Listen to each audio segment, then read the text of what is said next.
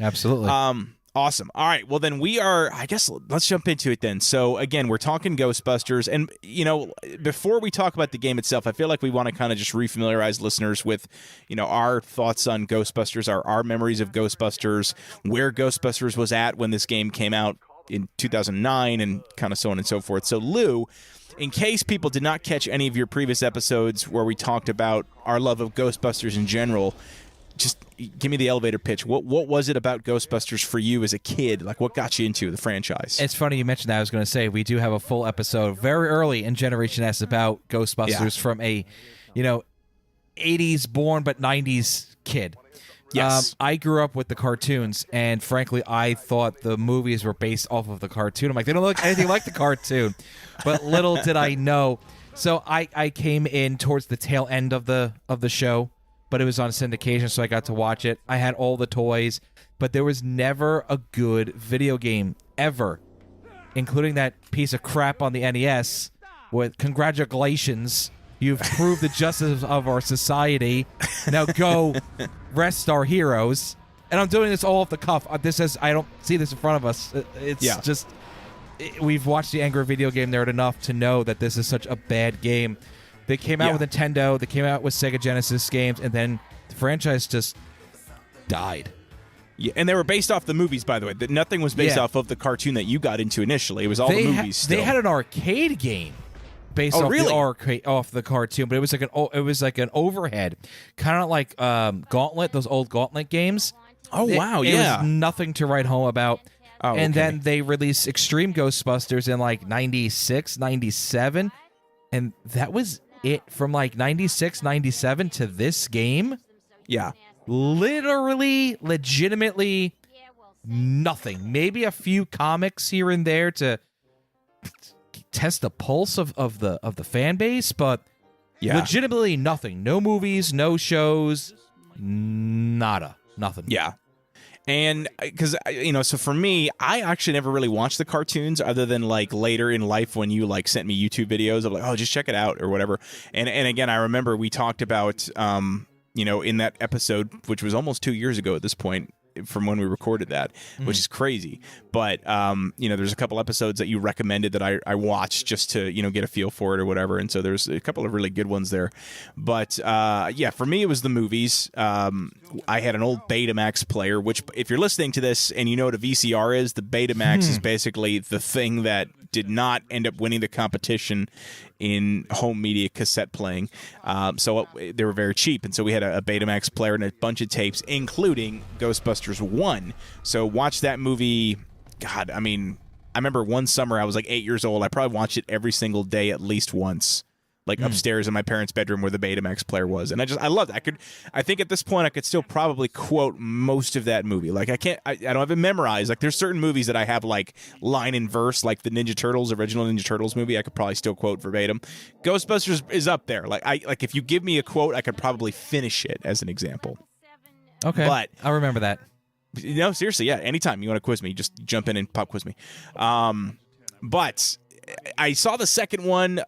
I was a little bit older. It was okay. I feel like it didn't have the same kind of magic that the first one had. It just felt weird to me. What were your thoughts on the second movie? Because I know we probably talked about it a couple years ago. It was meh. Yeah. It was. That's what it was. It was okay. Kind of like how people feel about Frozen Empires. Like, yeah, it's all right. It's well, and that's actually something you bring up a good point here. I do want to get, because I haven't seen it, but I do want to get your thoughts on that on the record for the show. If I know I didn't tell you about this, but I won't spring it on you. But I'd love to get you. It's good. It's not great. It's not terrible. It's good. Hopefully it leads to something else. I really feel like it didn't really progress the story too much. Okay. Phoebe is, you can't be a Ghostbuster, you're not old enough, but Dickless was there again, and it gave a little bit more about Winston, that he has a lot of money. Yeah. And Ray is not willing to give up being a Ghostbuster yet. Venkman just shows up because probably just that's how Bill Murray is. He just showed up. Right. The final battle is like the only battle. Like in the originals, you see them fight Slimer, and you see the montage of them fighting other ghosts. Even in the second one, the Scoleri brothers. And at the beginning, And then the montage, and then they fight Vigo at the end. This is really just about self-discovery of Phoebe and what she stands for and this, that, and the other thing. And then the final ghost comes out. I can't remember his name. I can't remember. Okay. And that was it. And it really wasn't that much of a fight. So I felt like it was very underwhelming. At least in Afterlife, they fight the blue ghost, Muncher.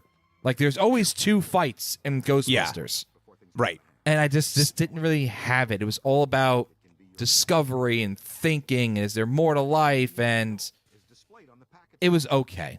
It wasn't bad, but it wasn't great.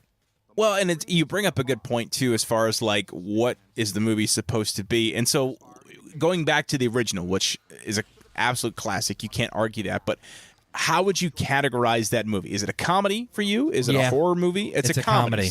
Whereas, because I would agree, I think the first 2 are definitely comedies with some serious moments, whereas I feel like these last couple, maybe not the what's it called? What's the one with the Answer the Call? With the female cast, which I actually liked. I didn't hate it. No, I didn't hate it either. No, I thought it was enjoyable. But as far as Afterlife, and I haven't seen the sequel yet, but I just feel like the tone was not what I was expecting for a Ghostbusters movie. It didn't feel like a comedy. They're Marvel movies. That's what I was going to say. It felt like action movies with Marvel comedy, which is so blatantly everywhere now. Yes. Outside of Marvel, and it's, I don't know, like maybe because I loved it back in the day, back when Iron Man came out in 2008, when Avengers came out in 2012. Loved it. I love the snarkiness. So like when you don't like the part, you're not going to like the part when Paul Rudd is telling Phoebe's mother, he's like, listen, there's something strange. Like, this is how he's saying it. Like, he's trying to convince her. He's like, come on, we have to stay.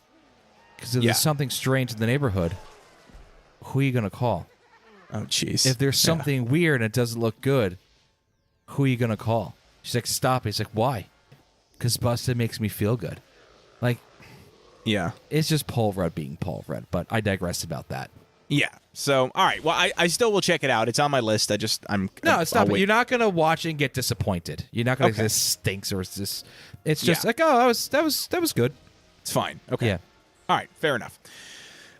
So yeah, I mean, so when the game came out, released in June of 2009, as you kind of alluded to, there really was nothing going on with Ghostbusters to the point where I'm kind of curious as to what motivated Atari Games to, because I think Atari Games either developed or distributed. I can't remember. It's a cluster, so I'll go over that quick. I am not going to go into detail, but it was a friggin' mess. As worse of a creation, publication, release of it was a mess. It's so messy. I'm not even going to go into it because it will bore people. Look, if you're really that interested, look it up. An independent company started to create a Ghostbuster-esque video game.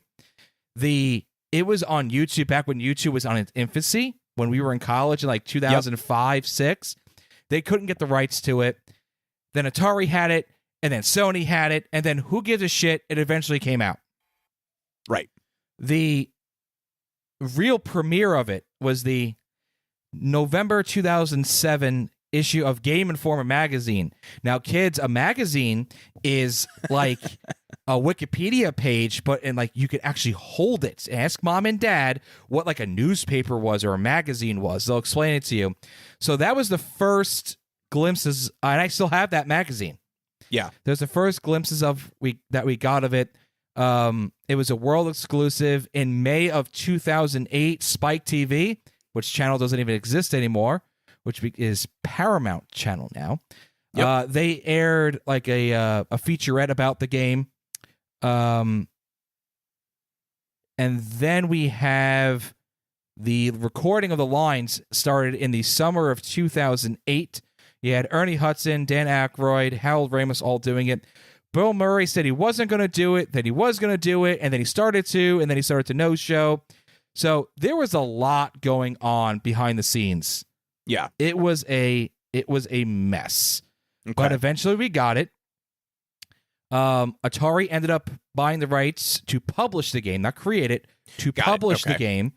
And it was going to come out on the PS2, the PS3, the Xbox 360, and the Wii, and PC. But it was two different types of games. And for our folks that are watching it on YouTube, what you're seeing right now is not the Wii and PS2 versions, those were more cartoony.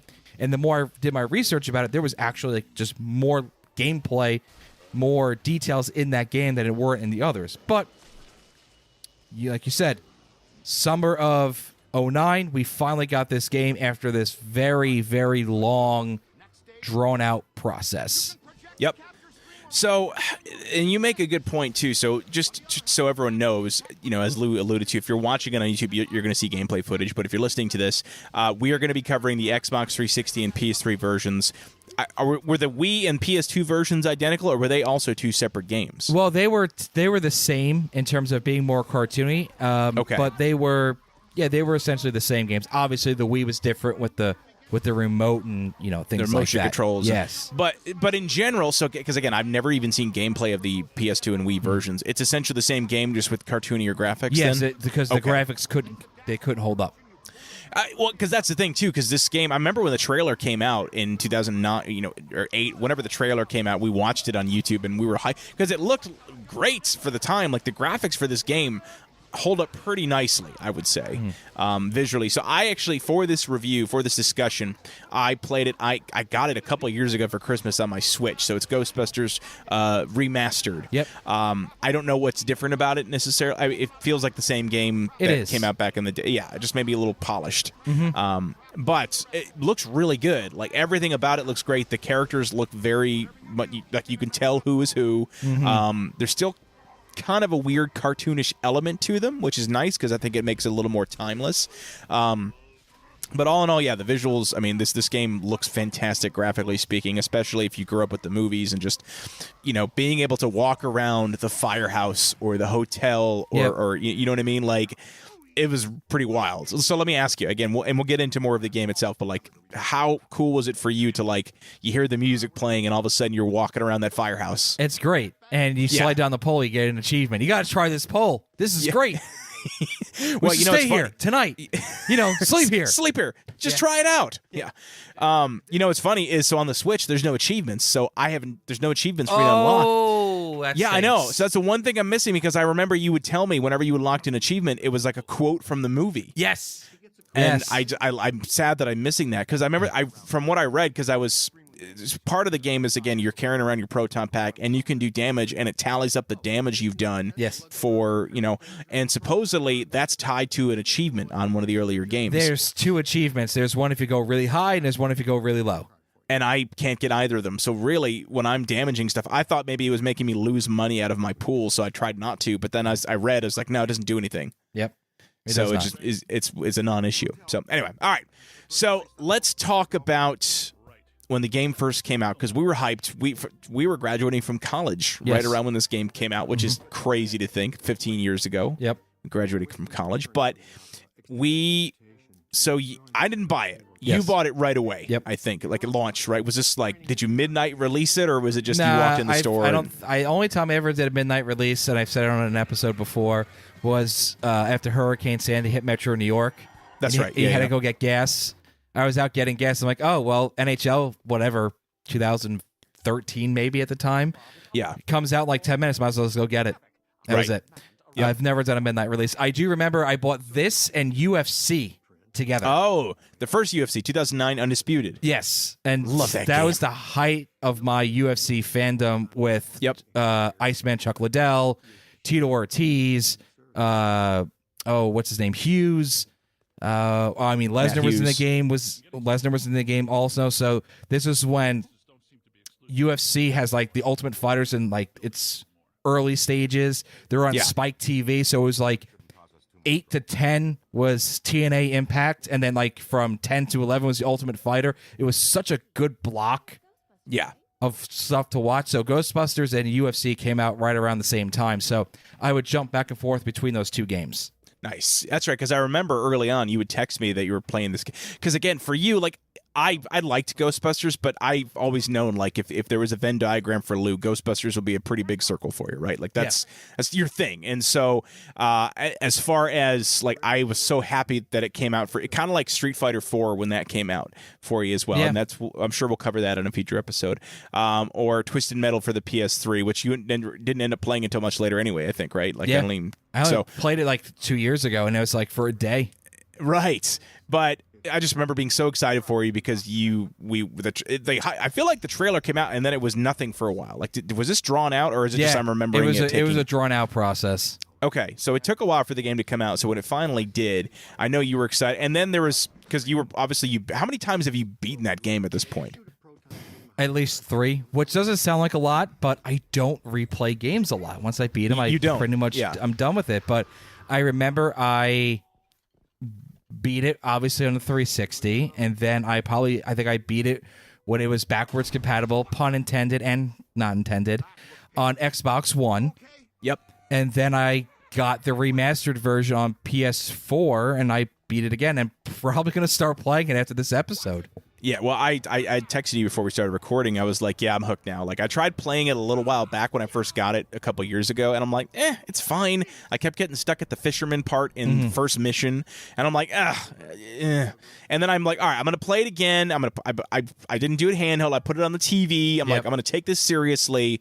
And I'm like, well, this looks great. I turned film grain on just to make it a little smoother, you know what I mean? I turned on subtitles. That's a big thing, too. I've gotten real used to subtitles on my media, which is, I don't know if that's a good thing or a bad thing. But, like, I got to have subtitles. Because I feel like not all of the voice artists, but Bill Murray, I'm going to call him out for it. I couldn't hear a damn thing he was saying sometimes the way it was mixed in with whatever was going on in the background. Well, he was too quiet. He talks like this the entire time. Well, it's funny you mentioned that. How about some behind-the-scenes stuff before it? Let's pivot. So speaking of Bill Murray, like I said earlier, he signed on for it, and then he did some recordings, and then he didn't, to the point where the creators of the game were like, okay, screw it. We're just going to write him out of it. So there were a couple of options, one of which was they were going to have him moving to Paris with Dana Barrett. Of course, Sigourney Weaver decided she did not want to be in this. And then once Bill Murray did his second amount of voiceovers, the bulk of them, she decided she wanted to be in it. And they said, sorry, too bad we can't redo the script for you. Similar to Afterlife. Sigourney Weaver is very late on the Ghostbusters train. I don't know why. You'd think, she was already kind of famous when Ghostbusters came out, but still, like, ugh. The other option in the game was Peter was in Los Angeles opening up a new Ghostbusters franchise. So those were two things. So other things that were considered for the game, if they didn't have Bill Murray doing it, his brother, Joel Murray, was considered to be doing that because after Bill Murray supposedly no-showed a voiceover session in May of 2008 in South Carolina. And then this one I did not know. It got as far as at least speaking to this person's agent and agreeing on a price for the voiceovers. Vince Vaughn. That's interesting. Yep. That's real interesting, actually. Yeah.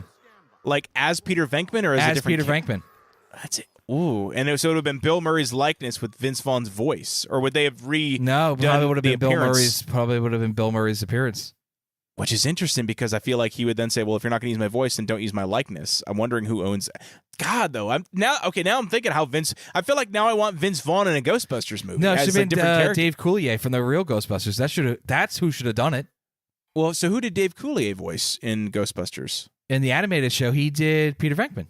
No, he didn't. Maybe later, but he didn't start off. At the end, he did. Oh, okay, because the original one you remember for the animated was Lorenzo Music. Yes. Or Musique, whatever, who was Garfield. Yes. Which is funny because then Bill Murray goes on to voice Garfield. Exactly, but at the end, David Coulier does it, so. I gotcha. Okay, because I guess the only episodes I saw were Lorenzo. But yeah, that's true. I guess, Dave Coulier could have done it, which would have been obviously a good nod to the animated series. But anyway, so it sounds like he got on board. Everything's good, and obviously he's very much in the game, very much a character. But again, like, I don't know. Like, I'm not... He was, in my opinion, other than, and maybe it's even a close one there, other than like your character who doesn't speak, this may be the worst voiceover in the entire game. Well, speaking of that, next segue, that was great. So this guy, you play as the rookie who speaks as much as the main character in Grand Theft Auto 3. Yeah. There's a lot of things cut from this game.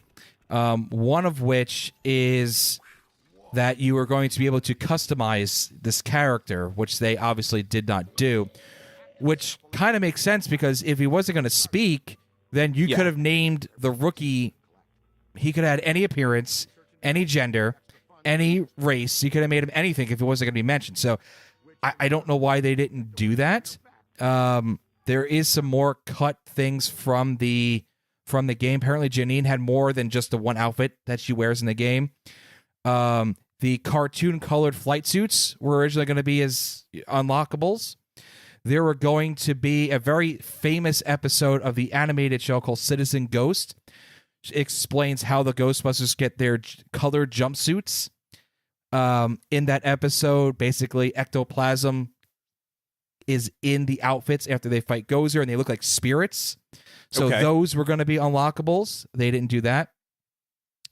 Apparently, when you fight, and we're going to get to this in a little bit, when you fight Stay Puft, apparently there was going to be something that Egon built, like a giant ghost trap, like on the Eiffel Tower or something like that, in case there's ever if a mega trap was ever needed again.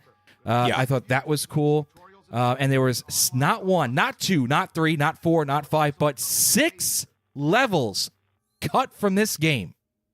How many levels? So I've never beaten it. How many levels are even in the game at this I would point? have to grab that. I mean, because there's so many that's a difficult question. Because like when you're fighting Stay Puft, you start in the streets, right, and then you go in the building, and then you go on top of the building. So is that one? So level? What are they calling a level? Are they calling levels missions? Because like their missions are divided up between Firehouse and being out in the streets. Well, these are completely different. So just bear with me a second. So we have the Halloween level in upstate New York at a rave. The players have to use the ecto goggles and PKE meters to find ghosts in the crowd and capture them without causing commotion. A level that was set on Ellis Island. A level that took place on a subway involved a ghost train, which is from number 2. A 3 to 4 minute level with Ecto 1 where the rookie was strapped to the back chasing after the Stay Puft Marshmallow Man. There was a level set on Wall Street, and the Temple of Gozer level pitched involved an appearance by Zool and Vince Clortho. Also, another thing was if they weren't going to use the rookie, the 5th member of the Ghostbusters team was going to be Louis Tully. Exactly, but obviously he declined. Yeah, and it's still been declining. Yes. Ugh, that's sad. So I do love Louis Tully. There was DLC, but it never came out, where you got to have skins of zombie Ghostbusters and Walter Peck. There were plans to introduce contemporary comedic actors as Ghostbusters submissions. It was going to be a Thanksgiving Day parade level, a level set around Christmas, and something involving Vigo. But all of that was cut. That's a lot. That's like enough for at least one more game, man. Well, like, speaking of that, there was a sequel that was... it was going to be basically Ray acting as the mentor, very similar to Extreme Ghostbusters. Okay. There was going to be some driving in Ecto 1. There was plans to develop more of a sandbox layout in the city. There was going to be franchise teams in Los Angeles and New York. Dan Aykroyd made a list of new characters, descriptions, and actors he wanted to play them. Design document and synopsis was completed for the sequel, and a synopsis was completed for a 3rd game. Jeez. But ultimately, Atari had no interest in making any other sequels. So, I mean, maybe I didn't do my research. Did this game just not sell well? I mean, I believe it sold okay. Yeah. I didn't see anything that stated it did not sell. From what I saw, it sold 3 million copies. Yeah, which is not bad. I mean, I think that's decent, right? But I guess not enough to warrant maybe because the development was so chaotic with everything coming together that they were like, it's not worth the headache again. I don't know. Yep. That's a shame though. So Dan Aykroyd and Harold Ramis wrote this. Yeah. This was essentially supposed to be the 3rd movie. And that's where I was going to ask you about that, because if you have played this game, you probably have heard that this was essentially the 3rd movie that we never were going to get, until 10 years later or whatever it was that, Afterlife came out. Yep. But so how different would the plot of this game been versus the 3rd movie that they were toying with? The synopsis for the 3rd movie that I saw was that it was supposed to be Manhattan. Yes. Basically, Manhattan in hell. You don't... To me, I view one level of this as that, even though various articles I've read say there was nothing in number 3, the original script for number 3, that carried over to this. I strongly disagree, because when you play the library level, you're essentially playing the New York Library, Yeah. like the main library over by MSG, with the lions out from the original. That is in another dimension. I'm like, that's, and it's like a messed up library. So like that is the one piece of it. I viewed it as like, well, yeah, that kind of is that piece of Manhattan from Right. the original first number 3 draft that Ramis and Aykroyd did into this game. But they say no. But as it went along, Dan Aykroyd really said that this is it. This is number 3, to the point where Atari, Aykroyd, and Ramis decided themselves, like, we're going to market this as Ghostbusters 3. Right. So this is going to be, and Sony said, no, you're not. Because Sony Pictures owns the rights to Ghostbusters, and they said no. Right. The budget for the game was 30 to 40 million for creation. That's not including voice acting. Okay. Yeah. So that I mean, could have been why it didn't happen. right. And you couldn't make a sequel unless they made totally different characters. But the whole appeal of this was you got the original actors back, Yes. as themselves. So that's interesting. So okay, because you've beaten the game, I haven't beaten the game, and I don't necessarily think we need to spoil too much. But like from your perspective, would the plot of this game made a good Ghostbusters movie? Yes, it would have. Okay, like would there be much that you would have needed to tweak other than like the video game trope stuff, maybe, or was it pretty much? No, I thought it was good. It was moving on. It's set in 1991, so it was 2 years after Ghostbusters 2. Yep. It did a better job of acknowledging the first 2 movies than Afterlife did. When you watch Afterlife, you don't even know if number 2 is canon or not. This right away with the slime and the green slime, the mood slime, you know number 2 is canon. Yep. And Vigo's portrait hanging up in the fireplace, which or really the firehouse, excuse me. Which really shouldn't be, but it's funny. But Walter Peck's in it. Yep. It's now. I did have a question for you because unless I've missed it from Ghostbusters 2, but there's a new mayor in this that is very much played by Brian Doyle Murray, Bill Murray's older brother. Is he in Ghostbusters 2? I don't remember him in any of the movies, or was he for this? No, I think he was for this because the first mayor. The mayor passed away, I think. Yeah, right? but the first mayor, he's in number 1 and number 2. Okay, because so in number Lenny 2 he's Lenny. Yes, He'll save the lives of millions of registered voters. Yes, get him that man out of here. I told you, you can't get me. Anyway, and the second one, he's in it, but he's running for re-election. Okay, so this is you assume that Lenny lost. Yeah, he loses because this is the new mayor. So I thought that was cool then because, like, you know, they brought in another actual actor to play a character in the game. You know how I realized? If that's Bill Murray's brother, that's the boss from National Lampoon's Christmas. Yes. Bonus. Who gave you a bonus? I thought I cut out bonuses. Yeah, that's him. And he's also in Wayne's World, and he's in Caddyshack. What a dick. He's in National Lampoon's Original Vacation. Is he in the original? Yeah, he's the guy that runs the campsite. Oh, yes, he is. Yep.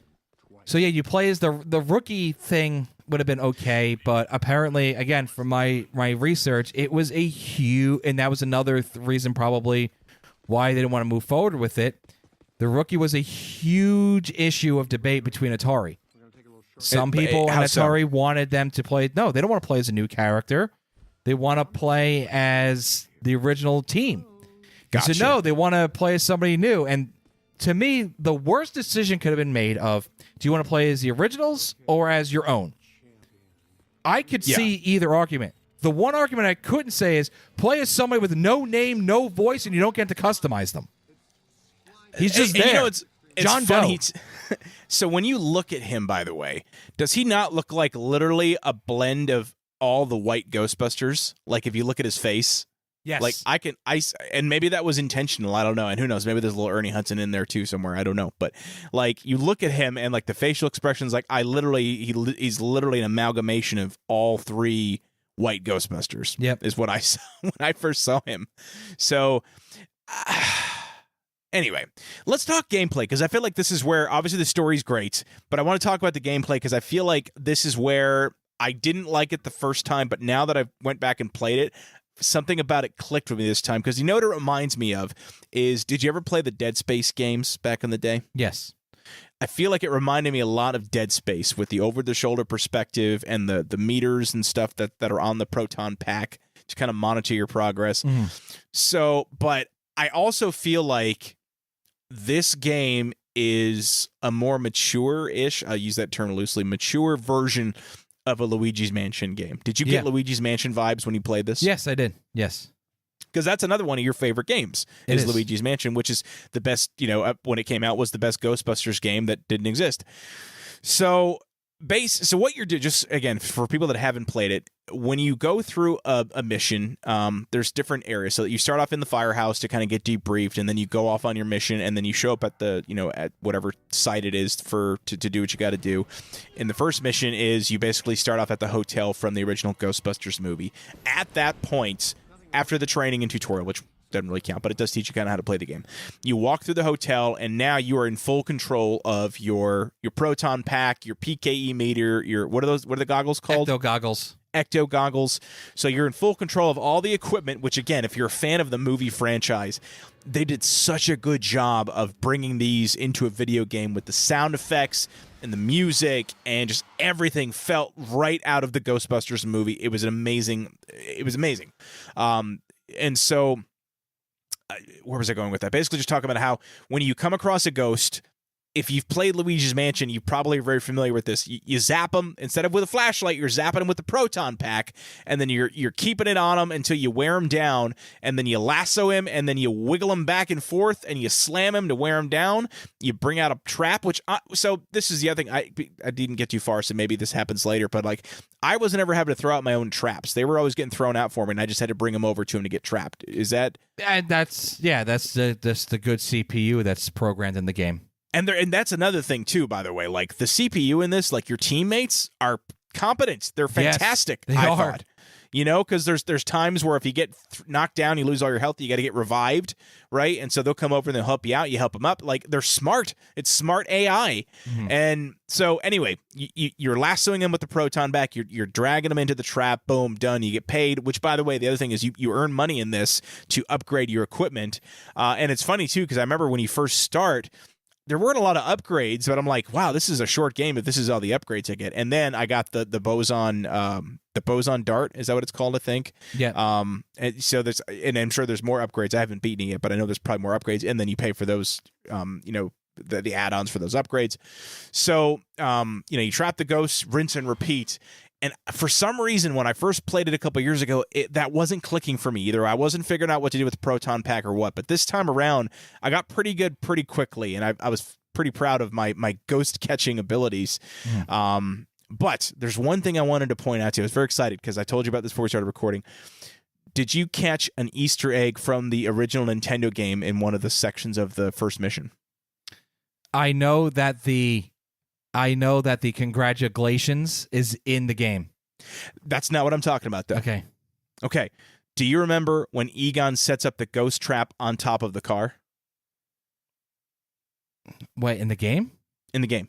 No, not off the top of my head, no. So when you're fighting against Stay Puft and you're out in the streets, he's got the car and he's put a trap on top of the car. Oh, so yes, the slammer. Yeah. And you drag them all over to it and they get sucked right in. Yes. Does that not remind you of the vacuum yes. on the top of the car in the Nintendo game? Yes, it does.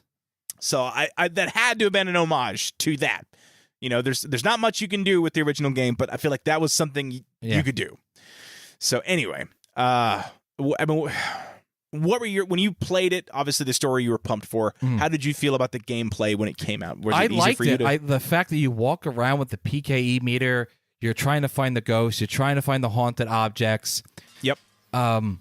Just the dial. I mean, yes, these are professional actors; they're not voice actors. So we, as little as we dabbled into voice acting, it's not the same to be a actor and a voice actor and vice versa. So I thought the voice acting was okay, but I thought the layout, the sound effects are amazing.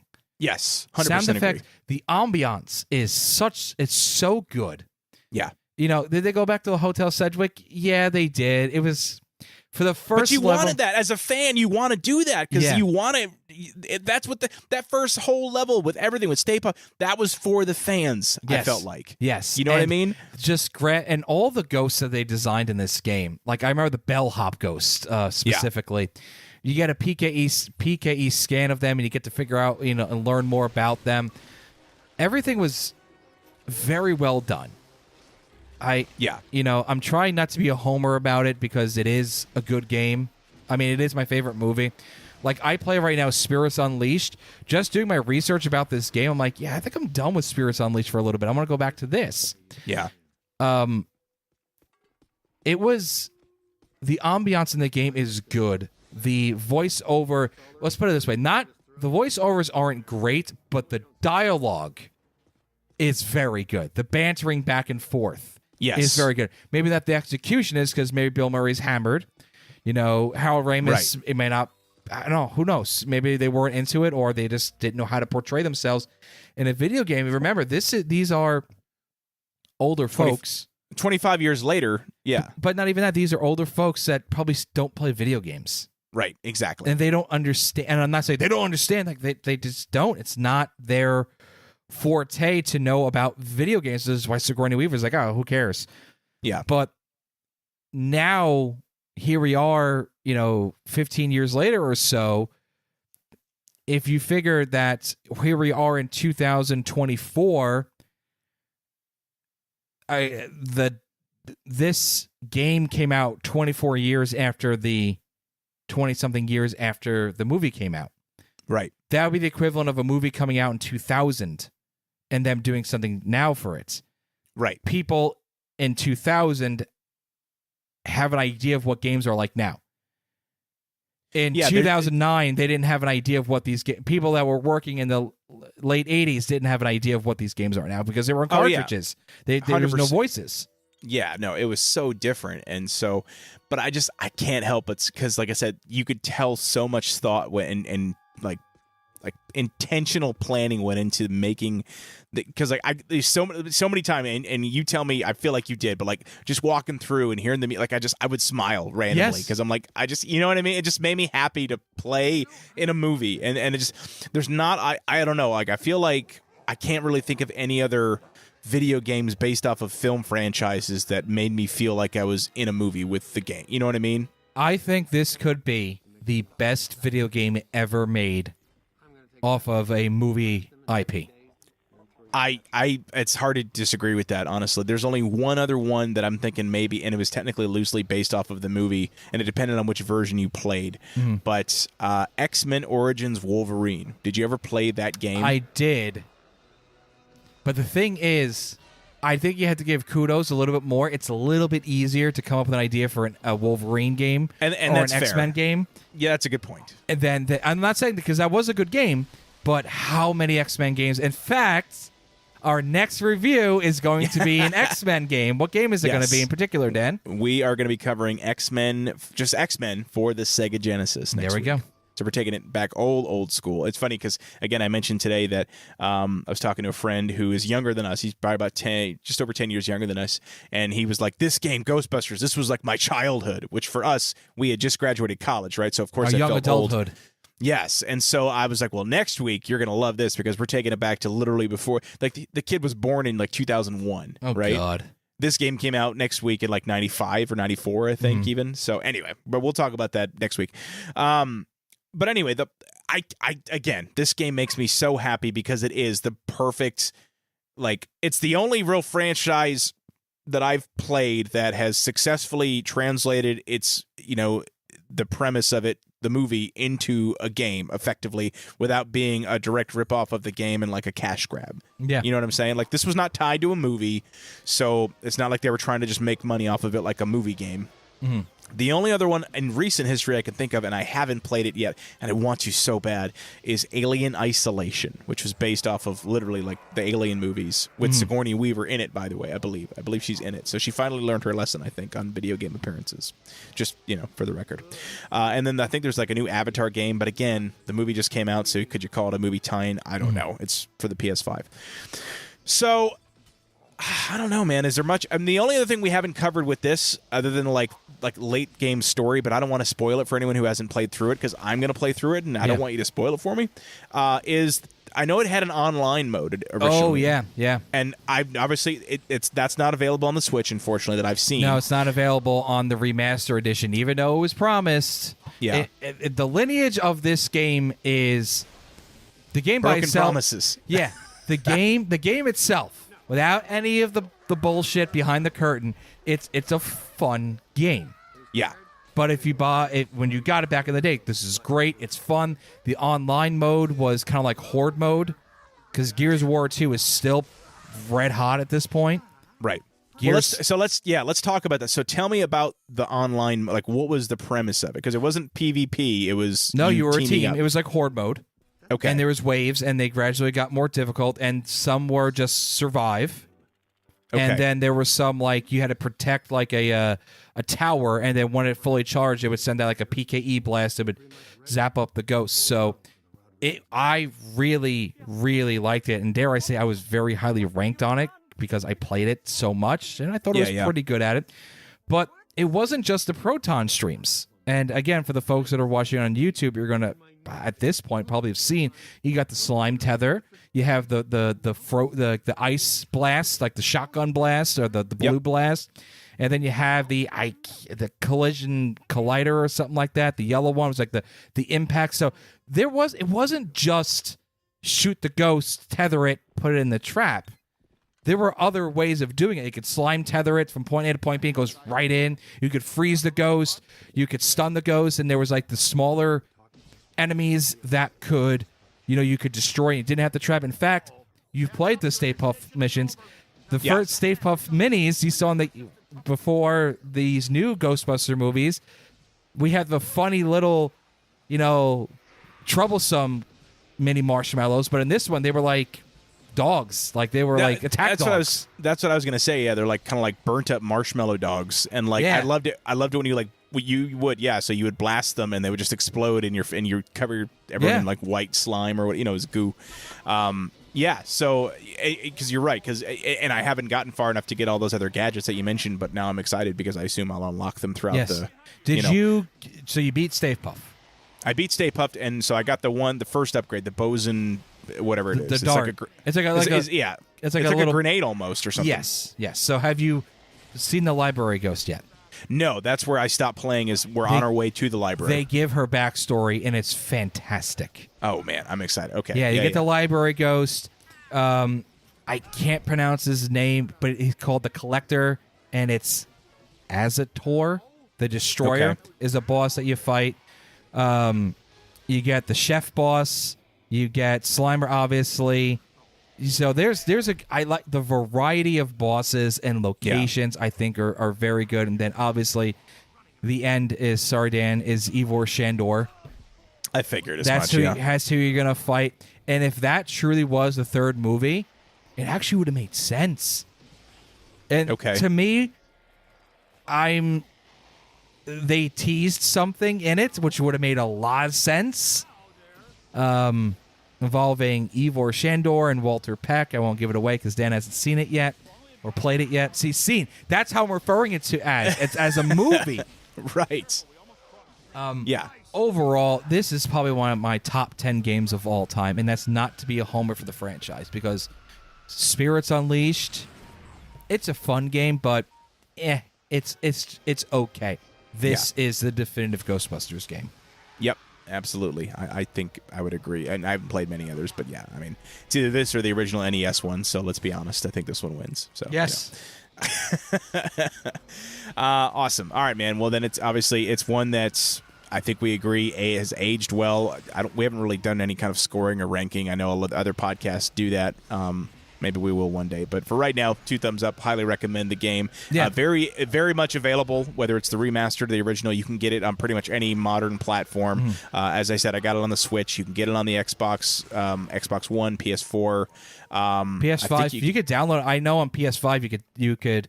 I don't know if you could download it, but I know you could stream it off PlayStation Now. So it's readily available wherever you want to go.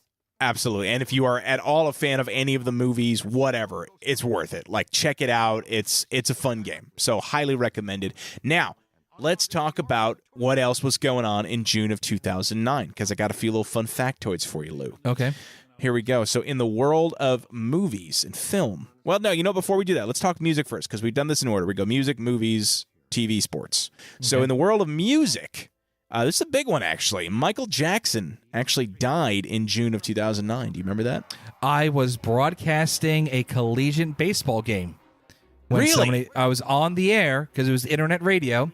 That's right. And somebody gave me the note, and I read it over. I wish I could find that. I read over the air that Michael Jackson had died. The King of Pop had died. Jeez. That was crazy, because that was I mean, it's been 15 years now, but like that was insane. All right, and then in the world of film, we had two big, I would call these both blockbusters, the first being Transformers Revenge of the Fallen, the second installment in the Transformers films, directed by Michael Bay, starring Shia LaBeouf. I was going to say Stevens, but that's not his name. Came out the day before Michael Jackson passed away, June 24th, 2009. So I don't want to say they jinxed it, but I mean, let's, if I see a spade. Did you ever see the Transformers movies, by the way? Yeah, I saw the first one with you. That's right, we did watch it. Like right before you moved to Atlanta. Well, that would have been this one then, right? Because I moved in 2009. Yeah. So yeah, this one you saw with me. Okay, yeah. God, I forgot about it. I remember seeing it in theaters. I couldn't tell you a thing about it, though. It was anyway. Yeah. The other movie to come out and make it big in June of 2009 was another one one of my favorites of all time is The Hangover. Did you ever see that movie? The last great comedy movie ever made. I would agree, 100%. Before everybody went all wishy-washy. You can't say that, and you can't do that. And actually, there's a line in this game. See, again, I called it a movie. When the opera ghosts come out, they're large women. And they go, oh, but I have Venkman go after her. He's like, you take out one chunky girl on a blind date, and you never hear the end of it. I'm like, yeah, I don't know if they could say that now. And he said something. He's like, she's got a great personality. Yeah. Now the delivery wasn't great, but the context of you take out one girl, one chunky girl. One thing I will say is if you're going to play the game, put subtitles on, because even when the line delivery is meh, you're going to, in your head, read the subtitles and hear it in a more funny way, if that makes sense. You know what I'm saying? So subtitles on all the way, especially for this game. All right, in the world of TV, okay, here we go. Big scandal involving the stars of John and Kate plus 8. I remember that show. I remember that show, yeah. That's right, man. Where the John and Kate with their 8 kids, and there was a big marriage breakdown between John and Kate Gosselin. The whole thing kind of peaked in June of 2009, and then was eventually later in 2009 rebranded as Kate plus 8. So we know who got custody of the kids there. All right, in the world of sports, June, very busy month for basketball and hockey. By the way, you had the NBA Finals here. Do you remember who was in the NBA Finals? By the way, no, I can tell you the NHL Finals. Well, we're going to get to that in a second here. In the NBA Finals, we had the Los Angeles Lakers defeating the Orlando Magic in the NBA Finals to win the 2009 NBA championship. Oh, shit, championship. Really? The Magic? Okay. Do you remember? Okay, here we go. Do you know who the MVP was for Probably the finals? Kobe or Shaq. It was Kobe Bryant. That's exactly right. Wouldn't have been Shaq. He wasn't on the Magic at that point. No, he would have been on the Lakers. Oh, shit, yeah. No, he wasn't on the Heat at that point? When did he get traded to the Heat? Maybe he was at the Heat at that point. I thought he was. I don't remember. LeBron wasn't a factor yet, but no, he was in Cleveland still. Yeah, yeah, Kobe. So Kobe all the way. It was the Lakers' 15th title, by the way, because they're the dynasty of. I mean, other than the Bulls, it's the Lakers as far as the dynasty of professional basketball. Celtics. That's true. You got the Celtics. I always forget about the Celtics. I'm going to take a hot take here. The Chicago Bulls. Right. The Chicago Bulls are like the New York Islanders. Really great run. Nothing before. Nothing after. That's fair. It's hard to argue that, actually. And it was, but it was right during my prime childhood years that they were the most impressionable, and that's why I think I have such fond memories of the Chicago Bulls. Well, off of that, the game I played this week was actually NBA 2K24 with Kobe Bryant on the cover. Oh shit! Yeah, we didn't even talk about what we've been playing, and I'm supposed to do that. I didn't put it in the notes. Well, you know what? You knew what you were doing, and you said that. I want to say I don't play a lot of NBA games, but more of the NHL. But props to 2K. Yeah, they don't have legendary players; they have legendary teams, and every year, there's a team or two. So I Okay. could play as like the 92 Bulls, the 94 Knicks. I could play as the 98 Bulls and da-da-da-da down the road.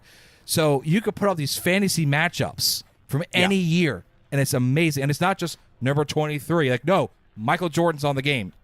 Rodman's in the game. Like, they're all there. It's amazing. That's what I've been playing. It's ironic that we were just talking about the Bulls and Nice. Well, as far as what I've been playing, honestly, it was basically Ghostbusters, and then I was playing an indie game on the Nintendo Switch called Monster Boy in Wonderland. Very based off of, actually, it's a remake of a Mega Drive game from back in the day. Not a Mega Drive, excuse me, the Sega Master System. Nice. Now, can I give you points? Can you give me props if I tell you who won the 2009 Stanley Cup without looking it up? Only if you tell me who they beat as well. Okay. So in 2009, the Pittsburgh Penguins defeated the Detroit Red Wings. Yes, there it is. And you know why I remember that? Why is that? Because the year before that, the Detroit Red Wings beat the Pittsburgh Penguins. Ah, it was back to back. Well, there it is. Do you remember what game they won the whole thing in? No, I don't know, but I know it was Sidney Crosby's first Stanley Cup. I want to say maybe in 6. I was 7, actually. They took it to 7. Took it 7. So the Red Wings are that close to a back-to-back. Okay. Yep, there it is. June 12th, 2009. So just right around when it was a big month for you, man. You had a great Stanley Cup Finals. Mm-hmm.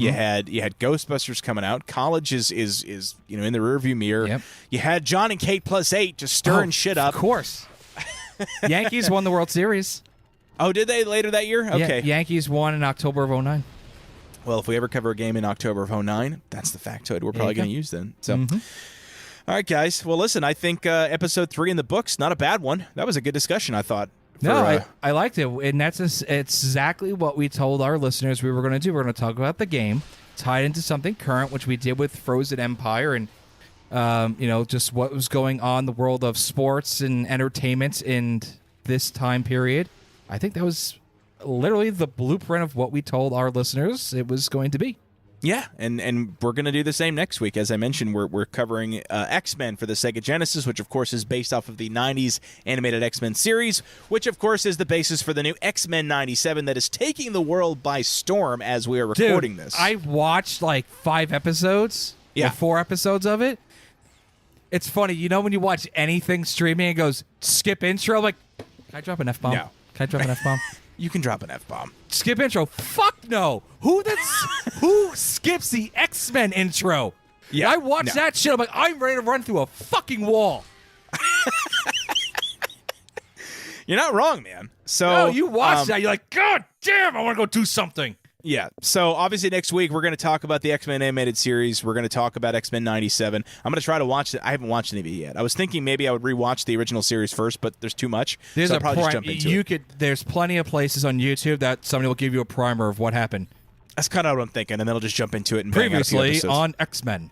See, they even do it in the original series. You're absolutely right. So I'm excited. I'll definitely check it out. So that's next week. Now, guys, if you're listening to this, if you've made it all the way to the end, first off, thank you for listening again. As always, I'd love that you guys are still here. I got to tell you, Lou, I hadn't told you this, but our numbers are steadily going up.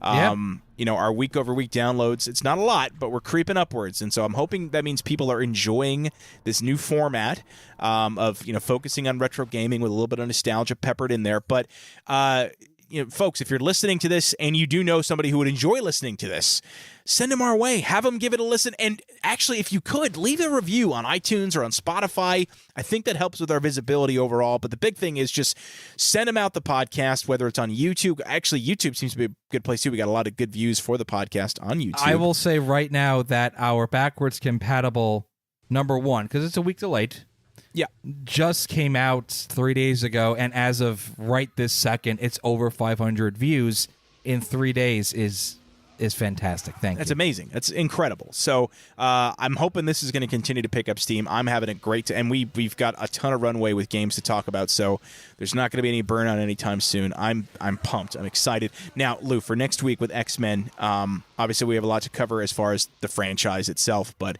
did you ever play this particular game on Sega Genesis, or will this be a new one for you? I've played it here and there. My friends had all the X-Men games. I did not have a Sega Genesis, so I played this one. I played the Clone Wars. I played a lot of X-Men games, a lot of the fighting games. Yep. I was an X-Men kid growing up. I had the toys, the show, everything. Loved it. All right. Well, then I think you and I both will maybe get a refresher on this game beforehand. This was one of the few games that I did own on Sega Genesis when we first got the system, so played the hell out of it. So I'm very excited to talk about it next week. And if my brother's listening to this, you're going to know how pissed I am that he always got to be Nightcrawler. That's all I'm going to say. You know what I think of when I hear the X-Men theme song? What's that? I'm going to end with this. Okay. When I hear the X-Men theme song, I think of the Kool-Aid Man from Family Guy just busting through the wall. Because he hears it and he just goes, oh yeah! Oh yeah! He's got something. Let's track it down.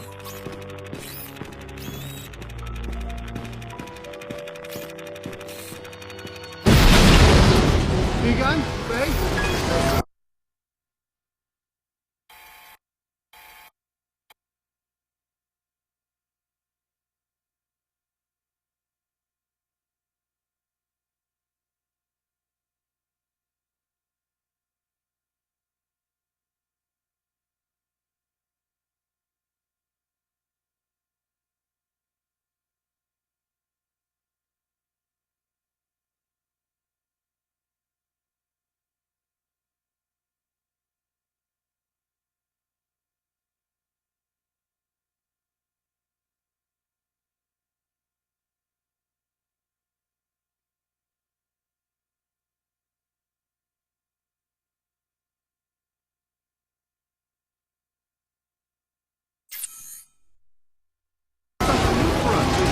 First one I've ever seen. Some type of highly focused anthropomorphic animator. An entity which attracts familiar objects to itself so it can materially manifest its rage.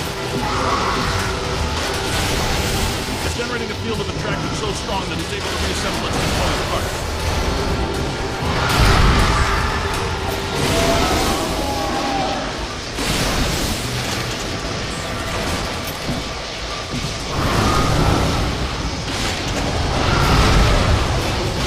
That's the stuff. It's losing strength. Keep tearing it down.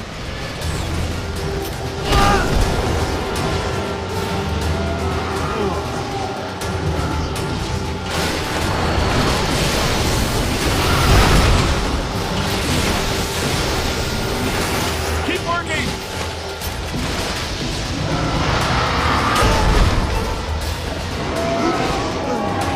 Look behind you.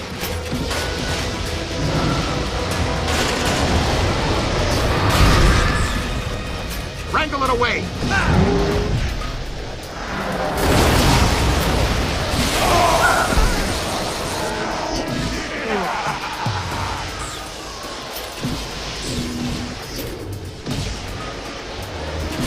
You got him on the ropes! Now that hurt.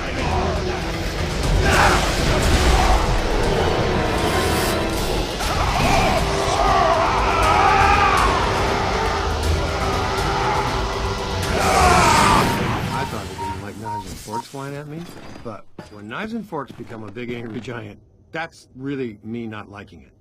A lot. Happens every day, right? Anybody here from Zetamore? Guys, I'm right outside, and so is something else. Gosh, we've missed you, partner. Glad you could make it. But first, how was Aida? Well, we had to make do with this new specimen here. I've been trying to get here for over 4 hours, Peter. Traffic is a little blocked right now. Wait. I know that thud. Winston, what do you see out there? It's big. It's clean and soft and white. And you all aren't gonna like it. No, this is not possible. Not here, not now, not again!